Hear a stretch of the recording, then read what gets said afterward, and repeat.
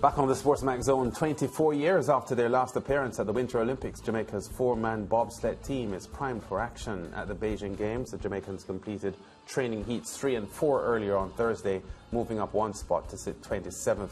That time is 1.93 seconds behind the leaders, Canada. Now heats 5 and 6 are set for later on Friday, with the first official run set for Saturday. You can catch all the action live on SportsMax, and we've been discussing this week, George, with Mariah, how the Trinis and the Jamaicans have struggled to, make an impact on these Winter Olympic Games, but not unexpected.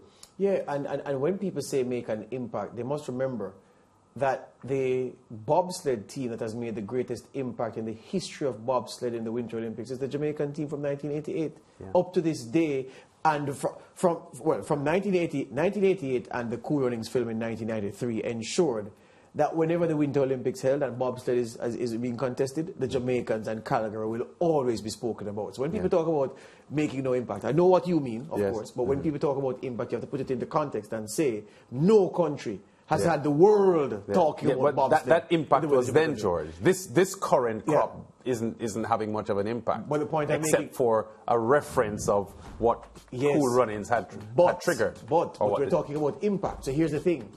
If this Jamaica team wasn't there, nobody would be referencing Calgary in 88 because there'd be no need to. The fact of the matter is this is the soundtrack to the Olympics because they are there. But I get what people are saying in terms of the performances on the ice. That's a real thing. I watched with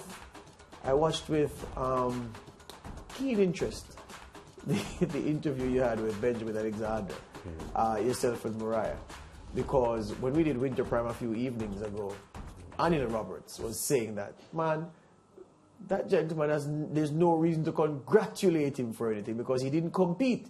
He just went down the slopes like a 4-year-old would. And I don't see what we should congratulate him for. That's not the Olympic spirit. That's not what we associate with Jamaicans, who are fierce competitors. That's not what you associate with Caribbean professionals or Caribbean athletes who are always giving off their best wherever that best takes them. And I was saying, well, so Anil said, I must tell you that you, Lance Whitaker, deserve a medal for keeping a straight face and for laughing. And I was saying to him, but Anil, Lance is a nice guy. He will find the good in the performance. But somewhere in my mind, Lance, I'm saying to myself, as a man who knows athletics through and through, as a man who is a huge fan of competitive athletes, I only thought, Lance, that you were being professionally courteous because I refuse to believe that you thought that performance was noteworthy and worthy of commendation.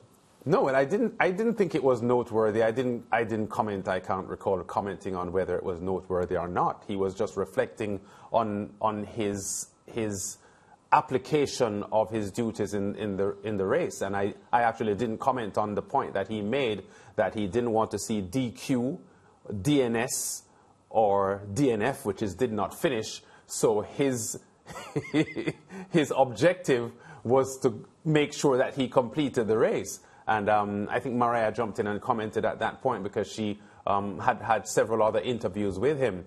But I still think it was good that he competed. And my emphasis really was on the fact that he had only been skiing for 6 years and was good enough to qualify for the Olympic Games. So it was a wild card, though, Lance. Pardon? It was a wild card, though. Yeah, but he was at a level that qualified him to be there. And I'm saying if he has gone through most of his life not skiing and then takes up skiing for 6 years and finds himself at the Olympics, that to me is what I was applauding and not what he did in Beijing. Lance, by virtue of the wild card qualification, he could have been skiing for 6 months and gotten a wild card to the Olympics. I'm just saying. I don't think he would have, though. Well. It's not important for me to win the point about whether he would have. He would have. I'm just saying he could have, because the rules allow for you to have been doing it for a reasonable period and get the wild card. But like you, I'm not totally with Anil, with what he said. I agree with much of what he said, but I also think it was important for Benjamin Alexander to have competed, to have appeared, and I also think it was important for him not to have fallen. Yes. And but really and truly, to say that he competed is stretching it. Yeah, well, Anil is a hard-talking guy, so I'm not surprised that he took that stand. And to be honest with you, I wouldn't argue too much with him. That is his view. And as far as he's concerned, athletes should be in for the long haul. You go into an event and your objective do your best. Yeah, to pressure yourself to do your best. But at the same time, I kind of understand what Alexander's point was about ensuring that he completed the trip, because it's so easy to fall, it's so easy to not finish. In the conditions especially. Yes, yes. The last thing on the 4-man bob in 20 seconds, Lance, this is a remarkable story because they borrowed a sled from the Canadians. Yes. And that's the sled that actually got them qualified for the games. That's the sled that they're going to drive. I really wish them all the best. I'm expecting a much better performance in the 4-man than we saw from the Jamaicans in the 2-man. I'm expecting a better performance in the 4-man than the 2-man. And because the 2-man was 30th of 30? Yes. Oh, so if they finished 29th, you'd be absolutely better. You'd be correct? Yes, they would. I'd be correct. Okay, George, yes. I hear you. There you go. Break time? Yes, sir. Back in a moment.